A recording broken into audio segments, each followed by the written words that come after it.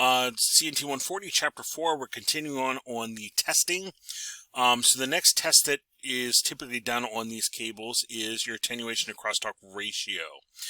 This is actually a measurement of the signal loss to the amount of crosstalk. Well, if I don't have much signal loss and I don't have much crosstalk, that's a good thing. I'm getting a nice strong signal through to the other end. Well, if I have a bunch of attenuation and a bunch of crosstalk, now the signal's weak and I'm getting a lot of signal from neighbors, it's probably going to drown out my actual data signal and not get through. So this is a quick ratio to check, kind of like the whole health of your system. And that they say here again, you want this number as big as possible to indicate a strong signal. So here, remember duplex connection, signals travel in both directions. Received signal should be higher than the crosstalk. I need to have a strong signal versus my crosstalk. And again, there's a limit here, a range in here that's allowed for frequencies. And again, as long as we're meeting the requirement, meeting the minimum, we're fine. Again, your certification meters are the ones that are going to do this. So literally putting one end of the meter on one end, the remote end on the other end, and running a battery of tests across there. And one of our results from our certification would be this attenuation to crosstalk ratio. Tests on 5E or 4 gigabit. Now we have to add a couple more tests in for these higher frequencies. One of the first one they do is the power sum neuron crosstalk. Neuron crosstalk, we're looking at the crosstalk between two particular pairs. With power sum, we're now looking at a couple pairs. Where is this happening potentially between a couple pairs? So one pair when all three others are carrying signals, looking at that combination. What are the other ones doing that potentially could cause crosstalk?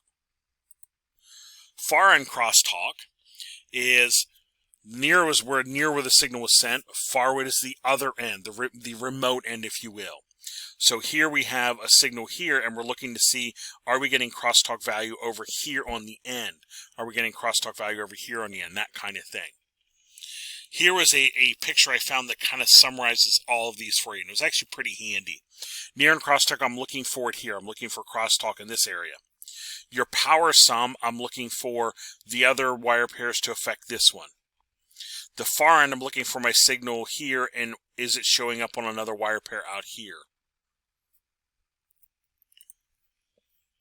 Delay skew, well, I have data going across all 8 wires. I ideally want all 8 wires to, their bits, if you will, to get at the receiving end at the same time. But I do have wires that are twisted at different twist pitches. So there's a worry that some of these bits are traveling longer, and I'm using little air quotes, traveling longer distance than others. So they might arrive out of order or too much behind the other ones. So delay skew, they're actually going to measure the length of the cable and the propagation and then look at how fast they get there. So super quickly, propagation delay, how long does it take for the signal when we send it off here to get to the other end? And we're looking at literally nanoseconds of time. Again, there's limits and ranges. Your certification meter is the one's going to do that. Hook up the meter on this end, remote on the other end, and I'm looking for, is it an acceptable level? Okay, so there's the, hey, did the signal get there, and is it within the range of acceptable level? Well, delay skew now then says, okay, well, when did these bits arrive as opposed to these bits? And as long as there is a minimal difference between them, it's okay. If there's too much between one pair and the other one, then my data is going to get kind of misunderstood at the receiving end. So delay skew, there is, again, a propagation skew be less than 44 nanoseconds for all frequencies. Okay, so here they're like, hey, there's a range. As long as there's a little bit, it's okay. If there's too much, something is causing that. And what I usually say is, if I terminate, think about terminating your cable onto the patch panel. If I have the cable all the way to the side and I stretch the blue wires way out to the far left, and then the brown wires on the other end are like really close to the patch panel, I'm creating a longer length for that blue pair than I am the brown pair. I know it seems kind of like, really, that's, stuff like that can cause these issues. Okay, and again, our meter, one end is the meter end is going to hook up here. The remote's going to connect on the other end to measure that. And again, as long as it's in acceptable levels, we'll be good. Return loss is how much of a signal is reflected back. When you send a signal down the wire and it hits a patch panel or an outlet jack, some of that signal is going to get reflected back. So as long as I don't have too much reflection, too much return loss, if you will, my signal should get to the other end nice and strong. But if I have lots of terminations, lots of connections, lots of sloppy connections, I might have a bunch of return loss come back at me. Well, and it's also, they say in here, if you look at the variations in impedance too, if I start connecting things together, like different categories, category 5E to 5, or category 3 to category 6, those could potentially cause issues. Well, super quickly, I need to recognize impedance. This is just simply for familiarity, okay? Impedance is the resistance to the cable at frequency of the signal transmitted, the resistance of the entire cable. And it's going to change with frequency.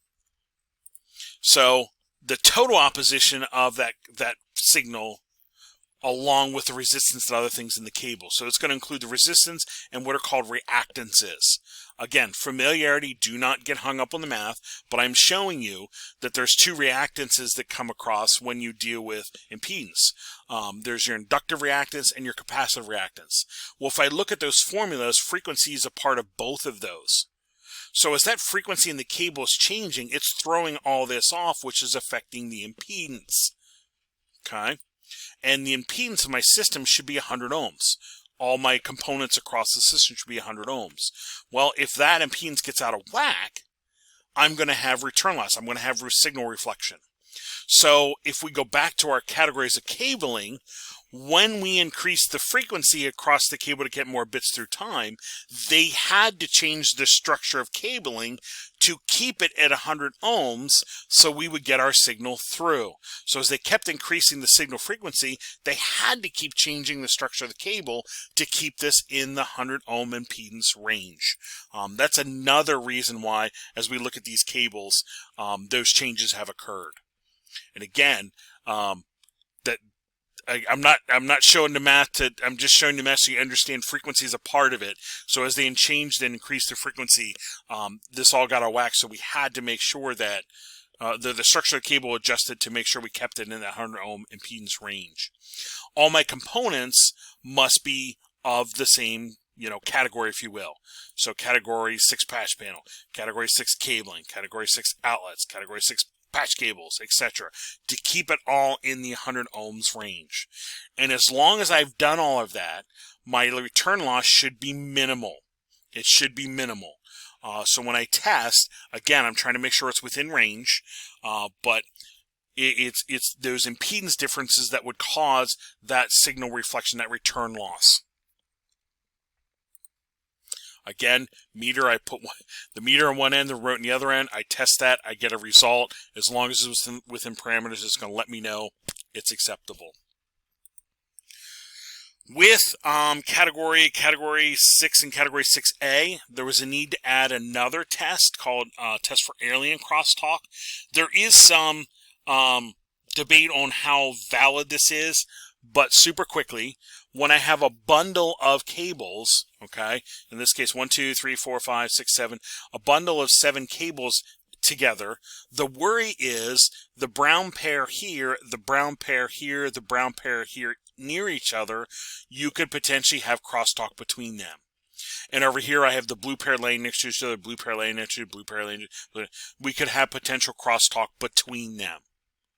So the test for alien crosstalk is looking for that issue, and it is a rather tedious and tough test to do because the amount of tests between the cables that you need to do. That's why there's some controversy on how relevant or how useful this is. But at least be aware of that's what alien crosstalk is. That's what it actually is. Cable testers, wire mappers, we have some of these in the lab room we're going to use that'll give us a wire map of our cable run. Very handy. Very, very handy. They also give us a length estimate, which is good. Your cable certifiers, these are the ones running that battery of tests for the wire map plus, attenuation, insertion loss, crosstalk, all those sorts of things. We will use this later once we have everything installed, our cable system installed. We will run the battery tests on that to check it out. And certifiers there. Yeah, there's your certifiers doing all those tests. And for the most part, they are a push button. You hit it, and it runs the battery test for you and saves it as a pass-fail. You save those, and then you can download those and share them with the customer, which we'll do as well. There is a cable verifier that's going to run data across and look for error rates on the cabling. Okay, those are there. In the last part of the chapter, they talk coax again. We've hit this a couple times, so again, familiarity is key with this. Just kind of be familiar that you might run into this, especially in residential environments, so forth. There's your structure. There is, the central conductor that we're carrying the data, the foil shield around the outside. And then here is some different types of coax and what their uses are. And then we remember the early days of Ethernet. We used a thick net, then the thin net. Thick net with the vampire taps around them to tap into the network. And then, here was your bus network with those. Eventually moving on to the thinner coax with the B and C connectors and the T connectors to connect onto your network cards. Again, creating your bus network. That was your first Ethernet networks. And then in the home environment, we'd probably run into the RG59 or RG6. Probably RG6 today would be the coax that most people are using for any kind of like coax data connection.